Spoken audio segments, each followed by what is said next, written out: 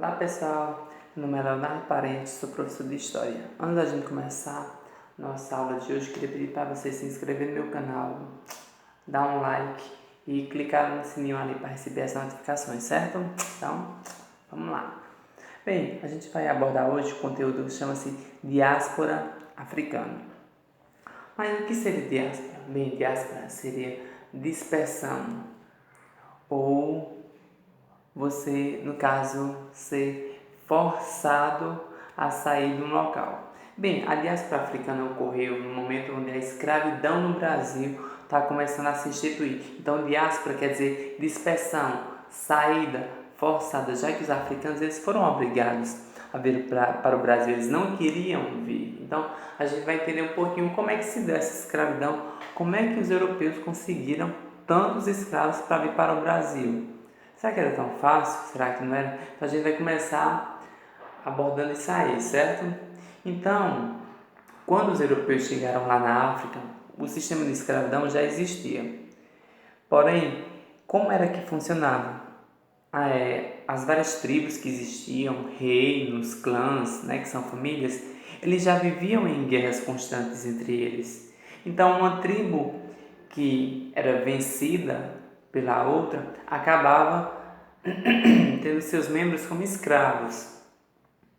E os portugueses vão se aproveitar justamente disso, só que vão trazer um novo meio, certo? Para que isso fosse constituído, certo? Então, as disputas já existiam entre as tribos, porém Portugal vai se aproveitar dela para que isso ocorra, né? Então, antes da escravidão ser uma consequência, né, para tornar-se comércio, os europeus vão se aproveitar justamente dessas questões para tornar eles escravos. Então, antes mesmo, né, de vir para o Brasil ser escravo, lá já era feito todo aquele acordo comercial, então tudo aquilo ali já era, no caso, feito. Então, assim, o centro principal de escravos, que antes era o Congo, um dos reinos mais ricos que existia, vai passar a ser Angola, que é onde eles vão conseguir arrecadar muito mais escravos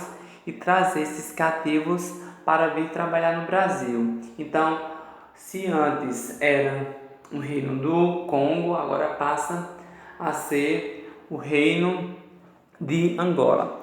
Aí uma também questão bem interessante sobre isso, que vale a pena a gente discutir, é que era obrigatório, né, os senhores de engenho, eles queriam que não houvesse nenhum laço familiar entre os escravos que ele iria comprar, certo? Então esse aí era um papel que os traficantes de escravos, que era quem justamente trazia eles para cá, tinham que ter esse cuidado. Agora, por que ter esse cuidado e separar as pessoas que têm algum laço familiar ou então algum laço de sangue, algo do tipo?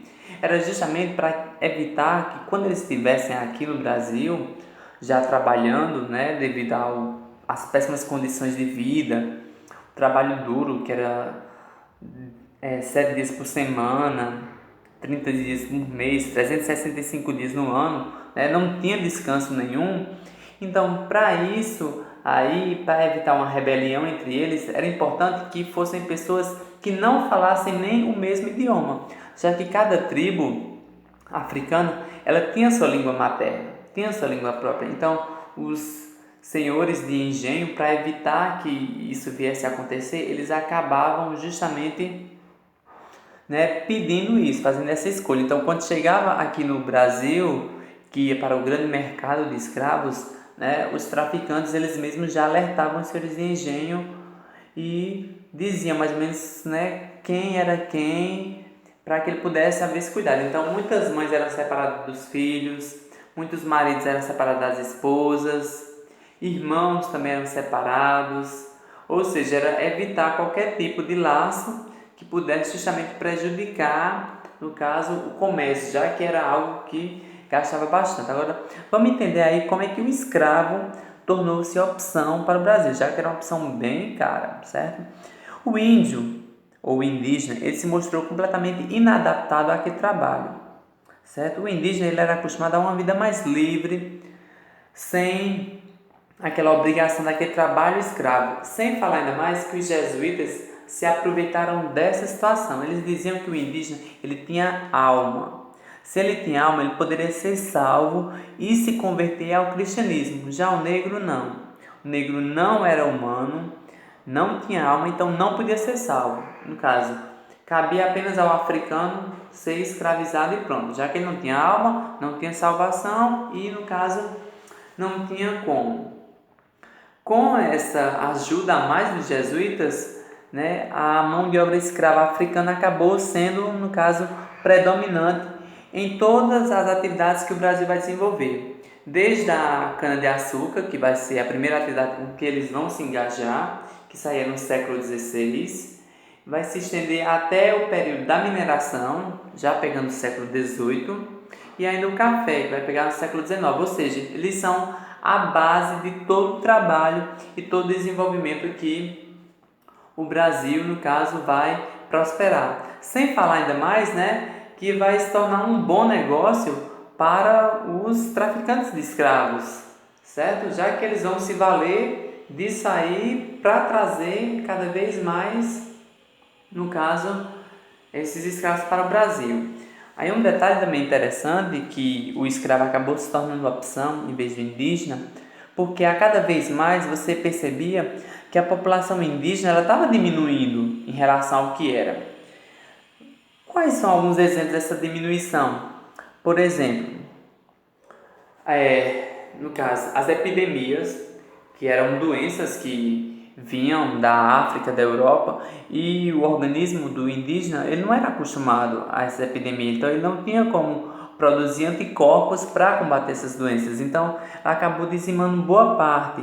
Também fugas, né, para fugir daquele trabalho escravo, eles se adentravam aí no interior do Brasil, né, e se aproveitavam que os traficantes de escravos, os colonos não conheciam a região e assim era uma rota de fuga para que eles pudessem, no caso, continuar, né, a sua cultura. Outra também são a luta com os colonos, né, e como eles não usavam armas de fogo, os indígenas, eles acabavam também sendo mortos.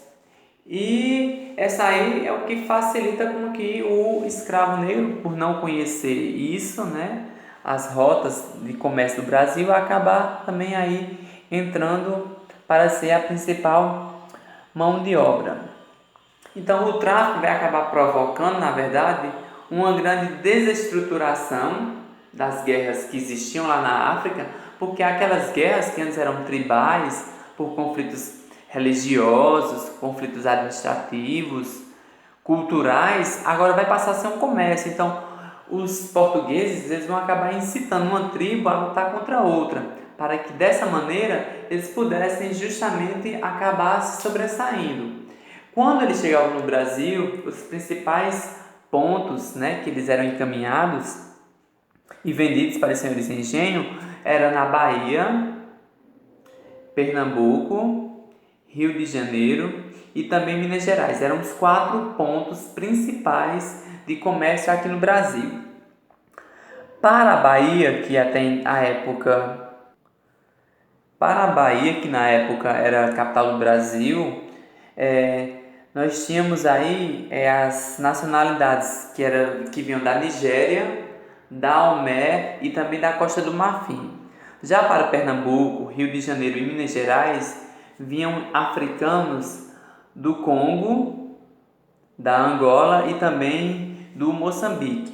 Então eram assim as 6 principais nacionalidades que vieram para o Brasil: Nigéria, Daomé, Costa do Marfim, Congo, Angola e Moçambique, certo? Porém, quando eles já estavam aqui instituídos, eles promoviam sim maneiras de se rebelar contra os senhores de engenho, já que ninguém aceita de maneira assim tão fácil, no caso, uma escravidão, certo? Então eles vão promover atos de revoltas, né? São elas fugas, onde nessas fugas eles acabavam se reunindo e formando quilombos, né? Que são locais de resistência, certo? Também eles vão cometer suicídio.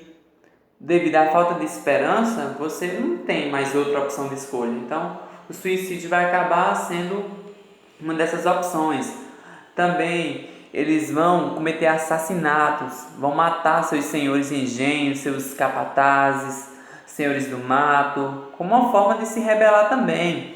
O aborto, muitas mulheres que eram abusadas pelos senhores de engenho, né, elas eram uma peça, né, não tinham nenhuma preocupação com o que elas sentiam ou não, elas eram estupradas sim o tempo todo e elas abortavam, porque elas não queriam um filho dessa relação. Então, por isso o aborto também era algo que eles cometiam, né? Sem falar também que tem os acordos, né, que eram as cartas de alforria, que aí o africano ele teria que pagar uma certa quantia para conseguir, no caso, se tornar livre. Só que isso aí eram poucos os casos, ou a não ser que era um trabalho que ele fosse fazer para o senhor de engenho, e em troca desse trabalho ele teria que, no caso, né, pagar dando a carta de alforria. Mas aí são casos que ocorressem, certo? E muitos desses escravos que fugiam, né, como eu falei, eles acabavam, né, formando grandes quilombos, né, que o mais famoso de todo é o quilombo de Palmares, que fica hoje no atual território que é de Alagoas, que na época pertencia ao estado de Pernambuco, que até então ainda era capitania, não era um estado. O quilombo de Palmares, ele, né, é o mais famoso da história do Brasil, né, até mesmo porque ele tem um líder, ou um grande líder, que era, no caso, Zumbi dos Palmares.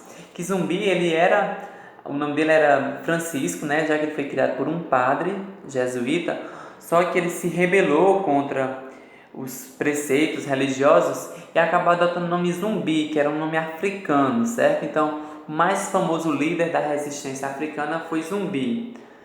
Bem, o quilombo de Palmares estima-se que existiam mais de 20 mil pessoas morando lá, onde eles desenvolviam suas atividades de agricultura, criação de animais, ou seja, era uma vida muito mais harmoniosa do que nas fazendas.